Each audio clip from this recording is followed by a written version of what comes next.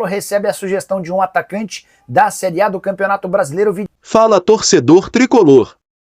A situação no São Paulo não tá fácil, elenco enxuto, pouca grana em caixa e agora surge o nome de um atacante venezuelano como possível reforço. Será que é aposta ou solução? Fica comigo que a gente vai falar sobre isso rapidinho. Já se inscreve no canal e deixa o like para fortalecer. Hora de mais uma informação exclusiva. Quero contar para você sobre um atacante venezuelano oferecido ao São Paulo no fim da semana passada. Kervin Andrade, jogador da seleção do seu país e que pertence ao Fortaleza, foi sugerido ao tricolor. Essa consulta se deu na semana passada quando o Diogo Silva, responsável pela carreira do Kervin Andrade, esteve no CT da Barra Funda para apresentar detalhes do jogador. O Kervin está fora dos planos do técnico Juan Pablo Vojvoda no Fortaleza, embora tenha feito uma temporada passada bastante boa. Em 2024 foram 35 jogos, 7 gols e 5 assistências.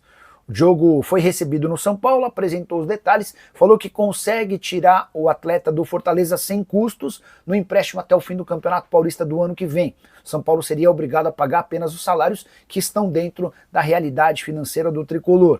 O negócio só vai avançar se houver o sim do Hernan Crespo e também da comissão técnica, que prometeram analisar e estudar o futebol desse ponta, que tem bastante talento, muita qualidade nos pés, mas que ainda não conseguiu se firmar com a camisa do Lion.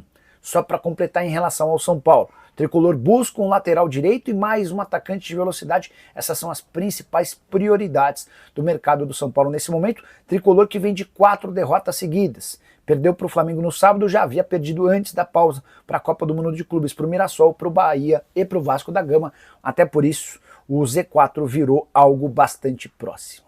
Coletiva, eu mandei uma mensagem, comecei a conversar com algumas pessoas do São Paulo, e isso é muito importante agora para que as pessoas escutem, porque se você está ouvindo a live aqui puto, procurando raiva, xingo, briga, etc., você não vai encontrar. Então você já pode fechar, ir embora, fazer outra coisa, que é mais fácil. Aqui você vai buscar, você vai achar informação, e aí, goste ou não, a informação é o que a gente ouviu, o que a gente falou. E aí o que eu estava ouvindo, o que eu estava falando, e o pessoal também estava acompanhando um trecho do jogo, foi que o São Paulo, a gente teve uma sensação de que o São Paulo ele foi muito mais dominado do que a gente esperava, vamos chamar assim, do que já era esperado que o Flamengo viesse para cima. Porque a intensidade que o Flamengo já tem, ou estava tendo, depois de não ter parado ao longo desse período de férias, comparado ao São Paulo, que pausou para férias e foi fazer uma pré-temporada, é completamente distinto. Zanqueto, isso é desculpa. Aí eu estava assistindo, como eu falei, o jogo do Vasco e do Botafogo. O Vasco, com aquele toque de bola do Diniz e tudo, o Botafogo parecia que estava com 15 caras em campo, que era a mesma sensação que eu tive vendo o Flamengo em campo. E aí, cada um toma suas próprias conclusões.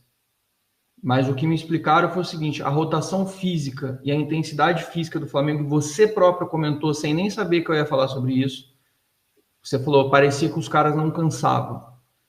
É que, na verdade, a intensidade e o ritmo dos caras do Flamengo, ele está muito superior à nossa.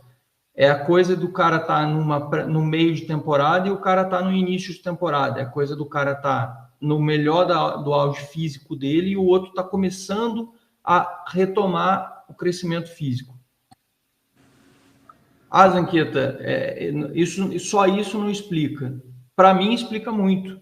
Principalmente se você olhar o jogo do Botafogo do Vasco. Então, eu convido a todo mundo que está achando aí que é só uma coisa pontual do jogo do Flamengo a enxergar especificamente isso.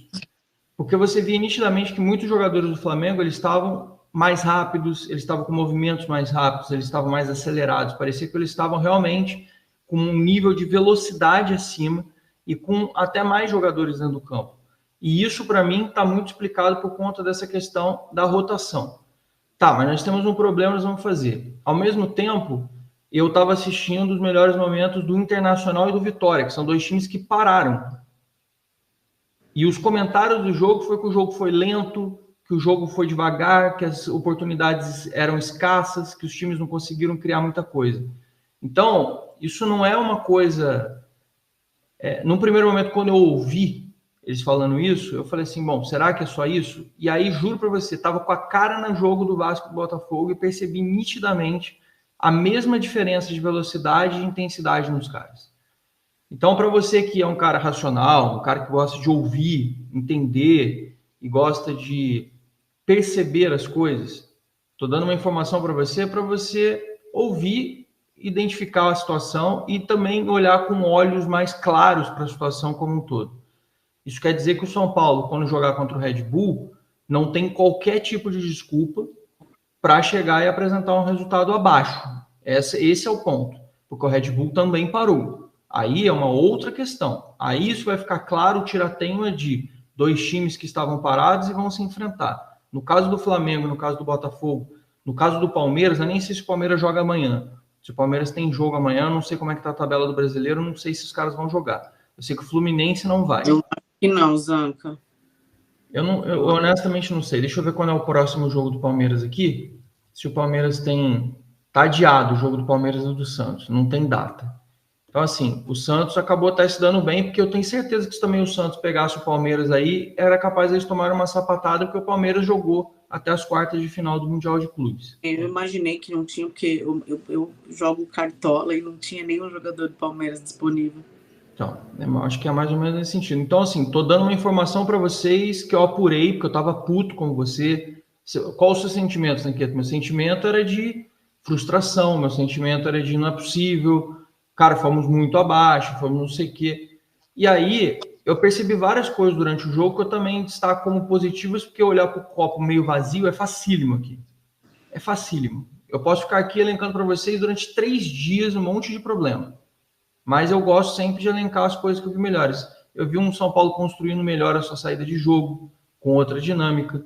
Eu vi uma outra movimentação dos jogadores, mas jogando contra um time mais forte que o nosso já normalmente, com um ritmo de intensidade acima, com o primeiro jogo do Hernan Crespo, a gente com óbvios desfalques e jogando na casa do adversário com o estádio cheio. Então, acho que isso tudo já é um combo de situações que já tem o seu peso significativo com relação a isso. Essa é a primeira informação que eu coloco aí de bastidores com relação ao que eu apurei. E aí, queria até ler um trecho agora para puxar esse gancho, para a gente não ficar indo e voltando, que foi feita em live, né, da coletiva do Hernan Crespo, em que ele responde o seguinte na primeira pergunta. Precisamos saber o que temos nas mãos. Se quisermos jogar assim contra o Flamengo ofensivamente, que foi a pergunta que o repórter falou para ele, a gente precisa entender que estamos num nível diferente neste momento. Estamos construindo uma situação ainda. Conversei com um time que, jogando com o Flamengo no Maracanã, talvez seja o jogo mais difícil até aqui da temporada. Eu não acho que será o mais importante, mas talvez o mais difícil. E eu acho que tem a ver com isso, pelo timing do Flamengo, pelo nível de preparação que os caras já estavam, pelo nível de rotação e intensidade que eles têm e por ser o primeiro jogo do Crespo. E aí ele continua. Sabemos que temos outro objetivo em relação ao Flamengo. Essa é a realidade que temos hoje. Temos que lutar por um objetivo até dia 21 de dezembro, falando sobre o Campeonato Brasileiro. E se alguém achar que essa situação difícil não vai ter aceleração, nós vamos sair rapidamente. Aí ele já está respondendo sobre o resultado aparecer em breve. Eu espero, mas eu pretendo que o time continue trabalhando muito, trabalhando sério. E os resultados virão. Essa foi a parte que ele falou aqui. E sobre a questão de intensidade, que é o que estamos discutindo aqui, com uma informação de bastidor para vocês, que como eu falo para vocês, quem quer e gosta de saber da coisa integral e não quer só xingar, vai conseguir perceber o contexto daquilo que eu estou expondo. E ele falou, eu quero uma equipe mais intensa do que essa que a gente teve hoje. Eu quero uma equipe com mais qualidade, mais ofensividade do que jogamos contra o Flamengo. Não é fácil jogar contra o Flamengo, o nível defensivo para mim foi bom, mas faltou o nível criativo. Acho que todo mundo concorda com isso, somado à questão da intensidade. Então, eu prefiro identificar que o nível de intensidade do São Paulo foi muito abaixo do Flamengo neste momento da temporada, somando essa questão científica e lógica com relação ao timing dos times, com relação ao nível de preparação. Muita gente elenca o grau de preparação física com mas o cara descansou, ele estava descansado porque ele não jogou. O jogador, ele estar descansado não resolve a vida do jogador. O jogador precisa estar em ritmo de jogo. O jogador precisa estar numa frequência. Mas se ele joga muito, ele reclama. Gente, a gente precisa falar de equilíbrio. A gente está falando do cara jogar continuamente uma vez por semana, e outra coisa é o cara jogar 3, 4 vezes. O cara jogar a cada 2 dias, 72 horas, com viagem norte-sul, indo para Colômbia, indo para o Peru, indo para o Uruguai, indo para a Argentina, e viajando e jogando no Brasil o Campeonato Brasileiro, em Fortaleza, depois indo pegar o Inter, depois volta para São Paulo. É isso que a gente está falando. O Flamengo, ele voltou, teve uma semana de descanso, teve mais 4 dias de preparação, teve aí esse tempo e voltou porque eles não pararam. O São Paulo, ele não estava cansado fisicamente, mas ele estava nitidamente sem preparo físico como estávamos antes. E isso, o preparador físico do Crespo chegou, ele está preparando os caras, mas é uma preparação física de reinício de época, não é uma preparação física de continuidade de época. Então, assim, isso fica como informação para você que quer ouvir informação. Depois você assiste o jogo do Botafogo do Vasco, você vai entender nitidamente isso que eu estou falando, porque o Botafogo estava vendo um lance do Botafogo aos 49 do segundo tempo, os caras do Botafogo chegando na área do Vasco com 5 jogadores que começaram... E aí, torcedor, mais um nome que aparece no mercado, mas a dura realidade continua. O São Paulo segue com elenco curto, sem grana e vivendo no limite. Reforço de verdade ou só mais uma esperança barata? Comenta aqui embaixo o que você achou dessa possível contratação e se você acha que o time aguenta o ritmo da temporada. Se curtiu o vídeo, já deixa o like, compartilha com outro São Paulino e se inscreve no canal. Aqui é a opinião sem filtro. Tamo junto!